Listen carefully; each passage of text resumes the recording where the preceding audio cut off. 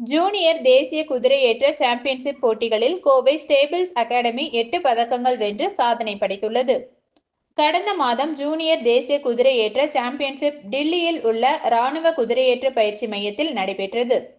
Junior பிரிவில் நடைபெற்ற இதில் நாட்டின் பல்வேறு பகுதிகளில் இருந்தும் குதிரையேற்ற வீரர் வீராங்கனைகள் கலந்து கொண்டனர். இதில் கோவை ஸ்டேபிள்ஸ் குதிரையேற்ற பயிற்சி அகாடமியில் இருந்து கலந்து கொண்ட அர்ஷத் 2 தங்கம் மற்றும் 1 வெண்கலம் மற்றும் கபிலேஷ் ஹர்ஷித் ஆகிய இருவரும் முறையே 2 வெண்கல பதக்கங்களை வென்று அசத்தியுள்ளனர்.